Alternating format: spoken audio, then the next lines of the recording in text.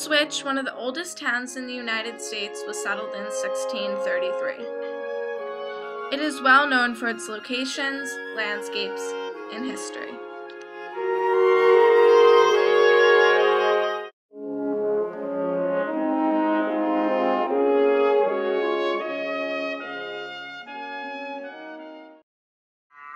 The life in 1800s Ipswich was not easy.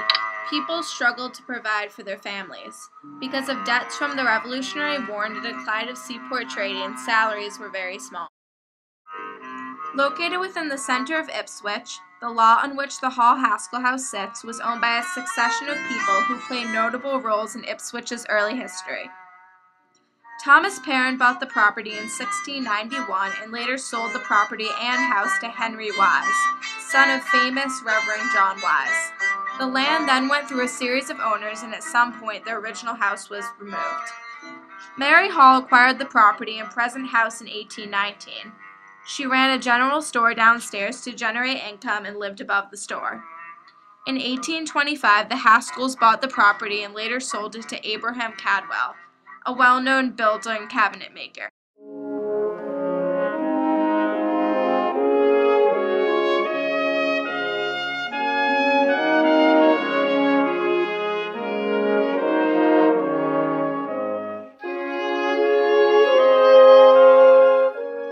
The Hall-Haskell House was saved because it provided information about the social history of the common person in that time period. The people that lived in the Hall-Haskell House were trying to make a living. They included the soap boiler, blacksmith, businessman, merchant, shoemaker, and finally a store owner. To Mary Hall, the house provided the shelter, and her little shop sustained her from poverty. Sold in her store include leather, tobacco, dye, or blacksmith works.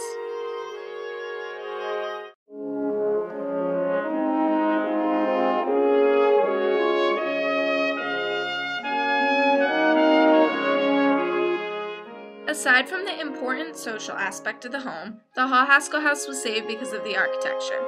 Some of it represents the time period and some of it is very unique. First, the plan of the home is unusually strange, which is an asymmetrical central chimney that leads to 6 fireplaces.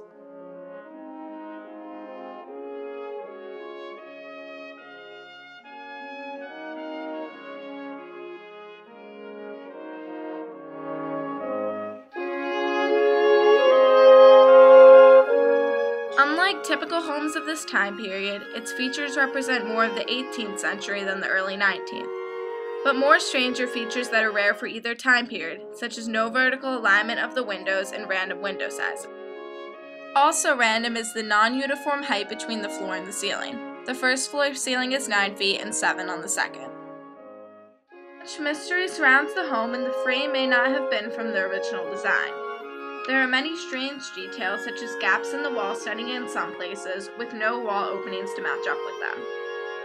In some rooms, the plaster ceiling is dropped lower to hide the frame, and wall support posts are cut back.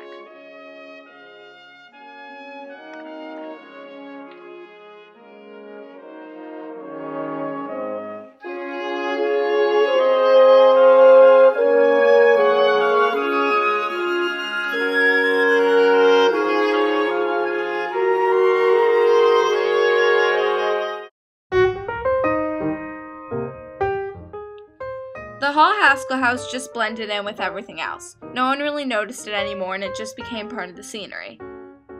The house was going to be destroyed in the 1980s, but the standing committee of the town of Ipswich decided that they needed to keep the property.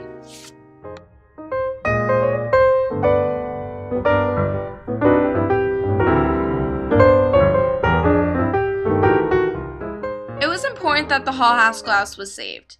It tells a lot about the lives of people, both socially and economically, in Ipswich. Life was not easy in the 17th and 18th centuries, and people had to provide for themselves. The house is no longer furnished. It is now Ipswich's visitor center and welcomes people to the historic town of Ipswich.